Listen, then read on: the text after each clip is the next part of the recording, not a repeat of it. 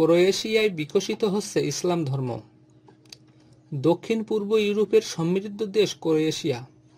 আধুনিক ফুটবলের কারণে অগ্রসর এই দেশ সবার কাছে বহুল পরিচিত।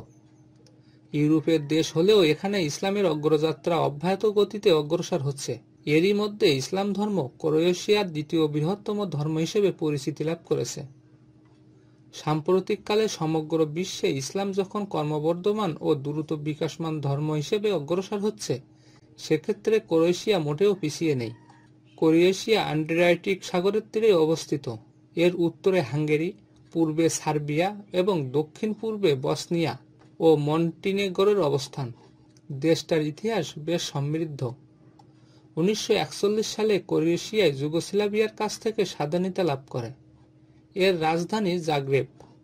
দেশটির আয়তন 56,594 বর্গ কিলোমিটার, জনসংখ্যা 45,80,000। ক্রোয়েশিয়ার প্রধান ধর্ম খ্রিস্ট ধর্ম। দেশটির প্রায় 79% লোক রোমান ক্যাথলিক। জনসংখ্যার 1.75% মাত্র মুসলিম।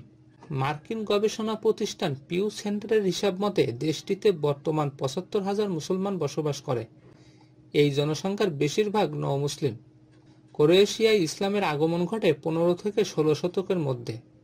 তখন প্রায় 100 বছর স্থায়ী ক্রোয়েশিয়ান অটোম্যান যুদ্ধের সময়কালে দেশটিতে ইসলাম অনুপ্রবেশ ঘটে বলে জানা যায়। এ সময় ক্রোয়েশিয়ান রাজ্যের কিছু অঞ্চল অটোম্যান মুসলমানদের দখলে আসে। তখন মুসলমানদের কিছু সদস্য ওইসব অঞ্চলে থেকে যায়। তাদের মাধ্যমে সেখানে মুসলিম বসতি গড়ে ওঠে। এর ফলে সেসব এলাকায় ইসলাম বিস্তার লাভ করে। তাছাড়া স্থানীয় ক্রোয়েশিয়ান আদিবাসীদের অনেকেই ইসলামের সুষমায় আকৃষ্ট হয়ে ধর্মান্তরিত হয়।